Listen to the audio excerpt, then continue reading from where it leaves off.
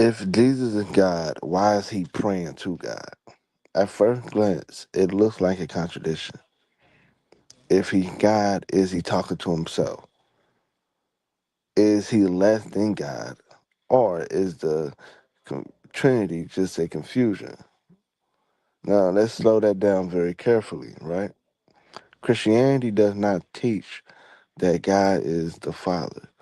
It teaches that God is one being who exists as three distinct persons: Father, Son, and the Holy Spirit.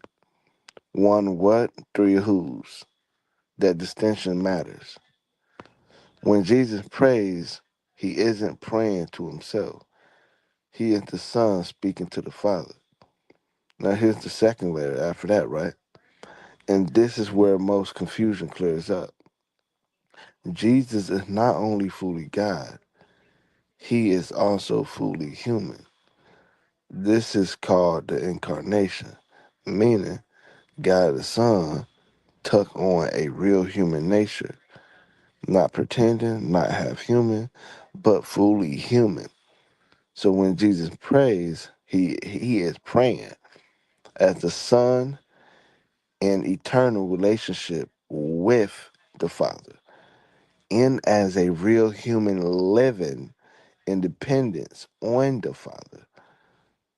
Look at Philippians chapter 2, verse 6 and 8. It says, being in very nature God, humbled himself and took the form of a servant.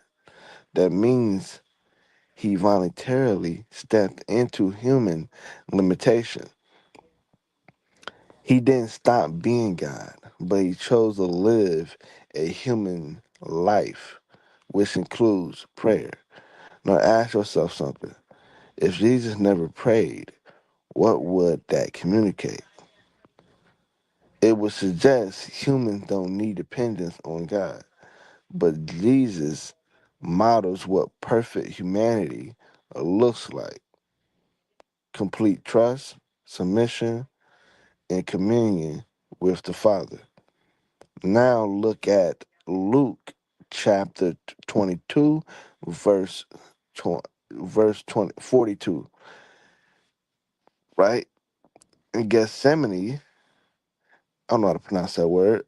He says, Father, if you are willing, remove this cup from me.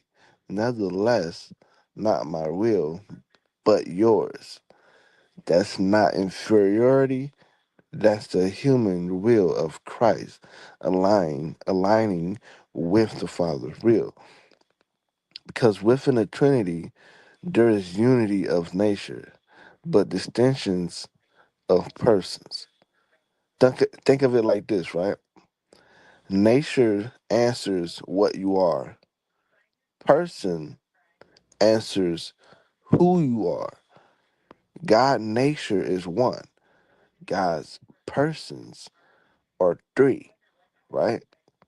When Jesus prays, you're seeing real relationship within the Godhead and real human dependence at the same time. And here's the deeper question underneath it all, right? If Jesus didn't pray, would he truly be living as one of us? Prayer doesn't prove he isn't God. It proves he actually entered the human condition. And that matters because if he's fully God, his sacrifice has infinite worth. And if he's fully human, he can truly represent us. Remove either one, and the gospel collapses. So the real question isn't why does Jesus pray if he's God? It's this: would a savior who never depended on the Father really be the perfect example or the perfect substitute for humanity? And that's where doctrine stops being abstract and start making sense.